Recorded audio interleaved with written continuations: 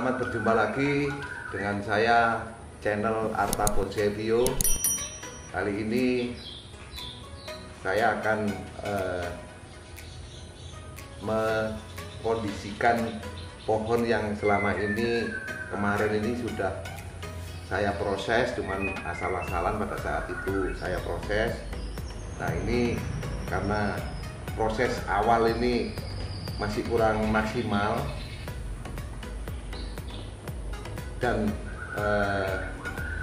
juga masih belum laku-laku, makanya ini sambil menunggu ini akan saya proses lagi awal. Jadi yang pertama, kalau dulunya sini sudah ada bekas rantingannya, kemudian ini lepas kawat, jadi ini perlu dilepas kawat. Terus selanjutnya ini nanti akan saya jadikan dua. Jadi buat teman-teman yang kepingin memiliki Hokianthe, ini Hokianthe atau Carmona microphylla, ini akan saya jadikan dua. Jadi bisa beli satu pohon dapat dua nanti. Ini dilepas kawatnya sama cagus. Nah nanti yang akan saya cangkok itu di sini saya cangkok. Yang bawah mungkin bisa dimaksimalkan. Kalau misalkan nantinya itu ini perlu dibesarkan, mungkin bisa ditanam di lahan kembali. Kemudian yang kedua, yang atas hasil cangkokannya ini juga bisa dimasukkan ke lahan lagi.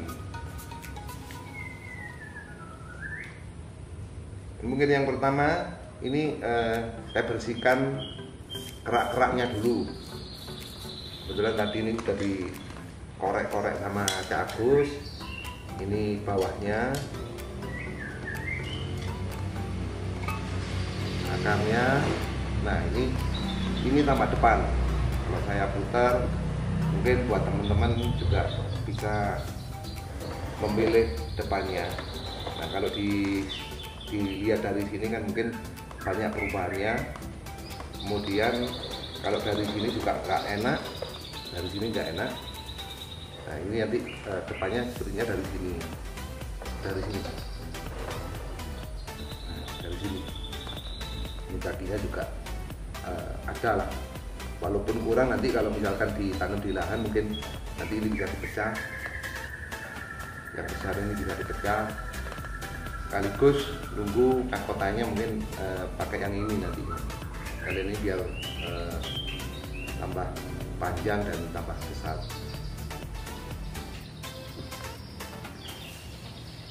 Jadi alat-alat yang dibutuhkan ya salah satunya ini ada sikat baja, karena kalau pakai sikat gigi sepertinya kurang maksimal.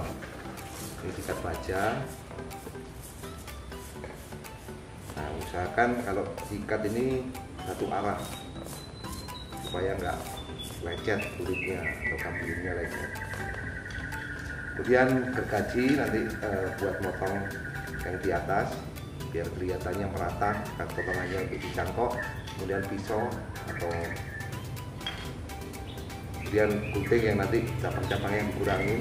Nah kemudian ini untuk potong catok. Kemudian nanti perlu juga mos untuk tutup bekas cangkokannya dan ditutup pakai plastik.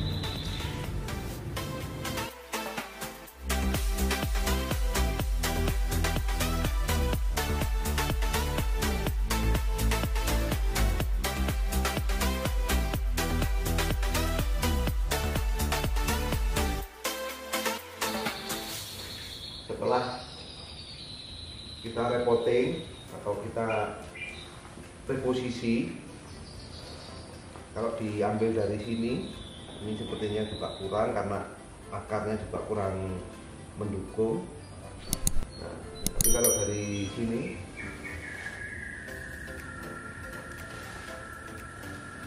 dari sini sepertinya lebih enak. Makanya ini akan saya potong karena di bawah sini ada. jadi kesan tuanya muncul tapi akarnya kurang mendukung, jadi sepertinya tidak masalah. Kita lakukan yang pertama, mungkin David bisa bersihkan ini kerak-keraknya, kemudian kita remoting. Kita bersihkan dulu atau kita sikat batang-batang yang ada jamur dan kerak-keraknya ini, agar tanaman bonsai kita biar tumbuh dengan sehat. Jadi disikati jamur-jamurnya ini, terus kerak-kerak kulit yang sudah hampir mengelupas.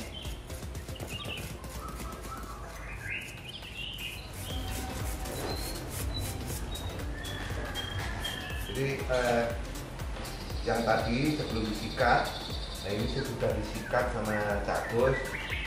Kalau dilihat dari depan, sebenarnya depannya di sini, ambil yang sebelah sini depannya. Tapi buat teman-teman yang ingin ngambilnya dari sini juga boleh, dari sini.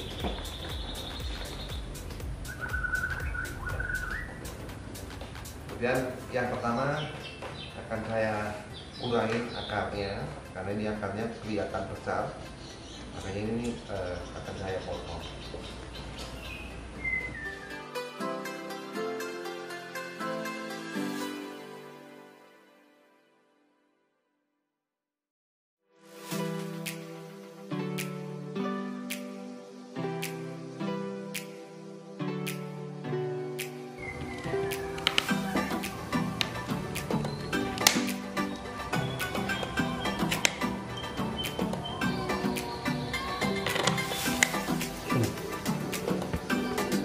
Kita kasih salep agar tidak terjadi pembusukan batang yang telah kita potong tadi.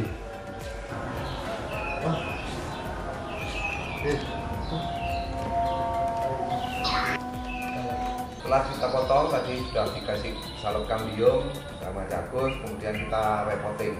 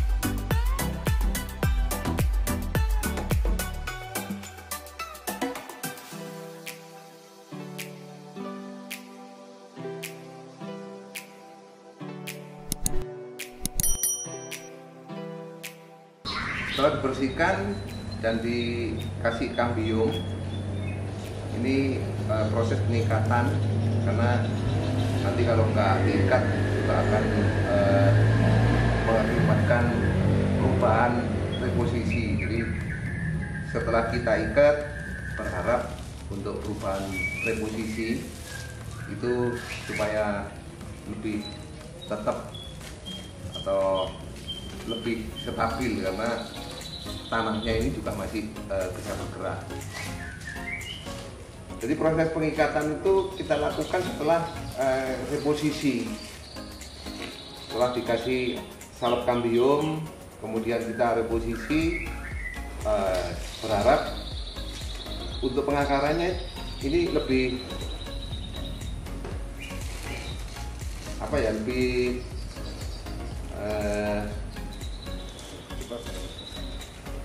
cepat beradaptasi pada media yang baru.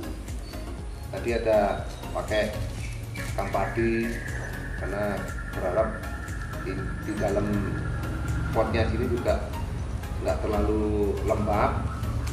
Kemudian atasnya baru dikasih media, dan nanti sebagai penutup atasnya pakai pasir malang yang mungkin yang kasar.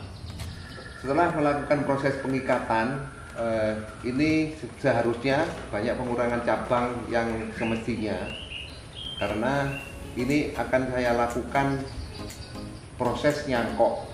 Jadi apa yang tadi saya sebutkan, jadi misalkan beli pohon satu ini bisa dapat 2, karena nanti di sini ini akan saya cangkok. Nah ini akhirnya saya nggak mengurangi banyak cabang, karena nutrisi yang dibutuhkan sama cabang-cabang ini baik di sini, di depan, di belakang ini membutuhkan nutrisi, yang di atas juga membutuhkan nutrisi, otomatis ini nggak saya kurangi, cabangnya nggak terlalu banyak. Mungkin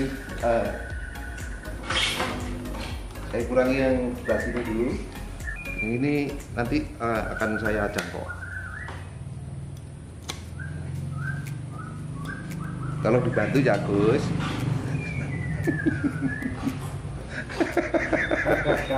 Jadi kenapa ini saya proses lebih awal? Atasnya sudah ada kawatnya, kemudian bawahnya ini asal mulanya di lahan juga sudah ada dasarnya. Jadi teman-teman itu nanti ini bisa jadi 2 pahan bonsai. Misalkan di atas ini, oh pengakarannya masih kecil-kecil lah, ini bisa ditanam di lahan. Dengan harapan supaya nanti akarnya itu bisa lebih besar untuk menyesuaikan cabang yang di atas. Itu. Jadi misalkan nanti ini mau dibuang, silahkan. Masih butuh proses juga. Makanya ini saya proses lebih awal.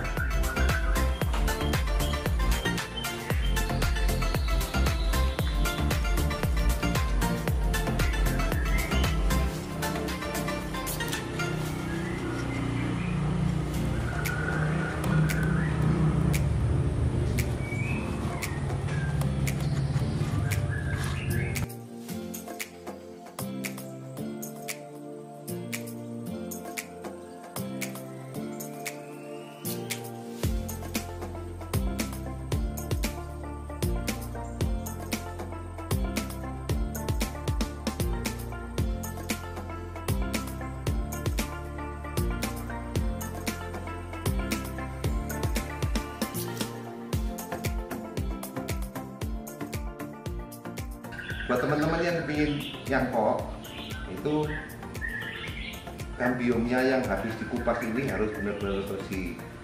Dengan harapan kalau memang ini bersih, kambium yang ke atas itu akan terputus di sini,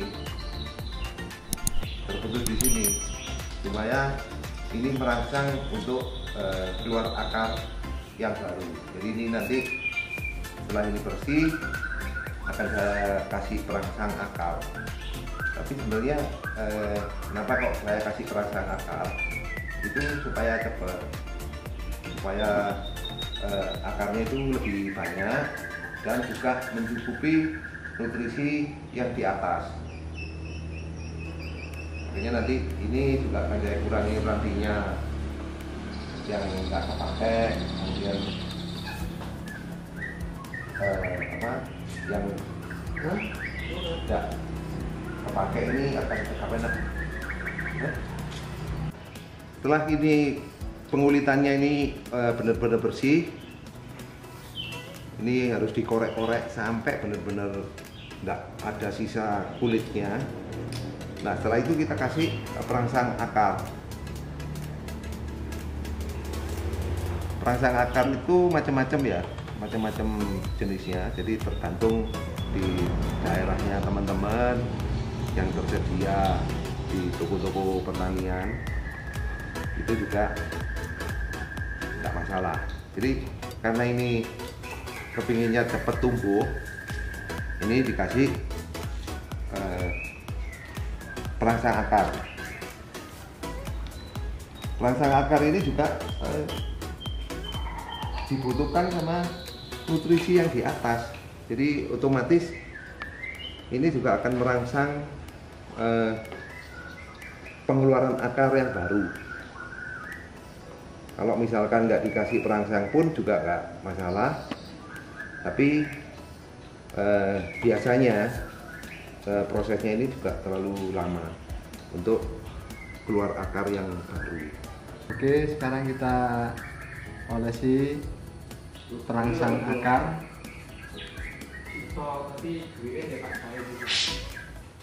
Jadi setelah diolesi perangsang akar, ini supaya kikis itu biar kondisinya agak kering sedikit. Kalau misalkan basah nanti kena mossnya juga, ini akan ngumpul di mossnya. Makanya ini harus agak kering sedikit.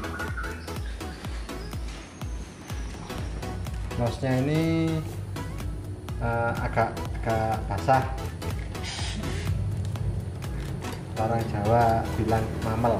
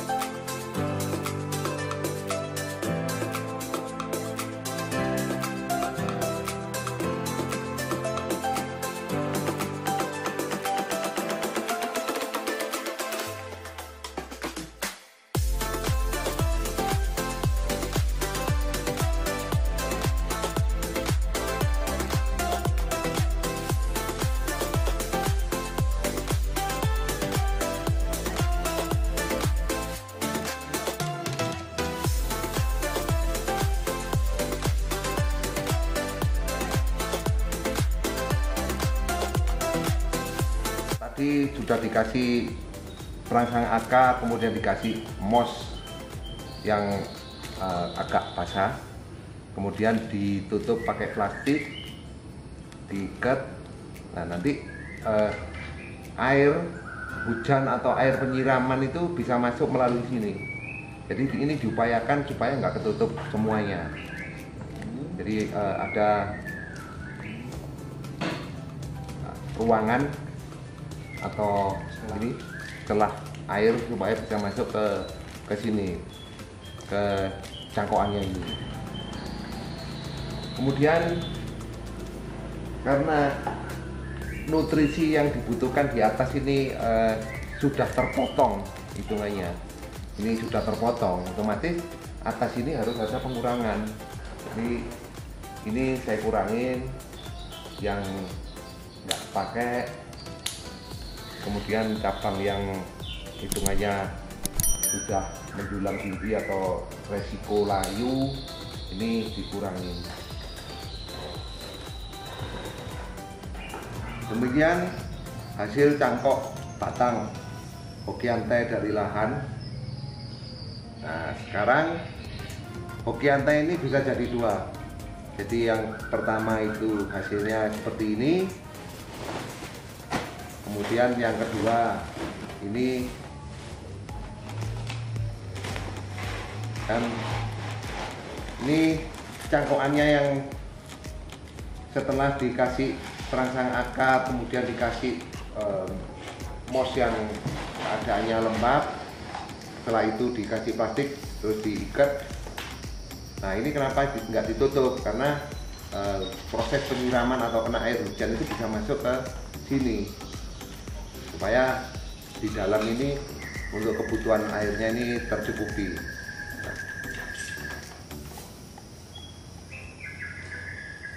Jadi ini tadi setelah dilakukan pengikatan itu supaya nggak bergerak atau kebutuhan nutrisi di bawah sini supaya nggak berubah. Dan tak lupa buat teman-teman yang ingin belajar bonsai, kita sama-sama belajar. kita membuka pintu terbuka, silakan aja datang ke Harta Bonsai Bio.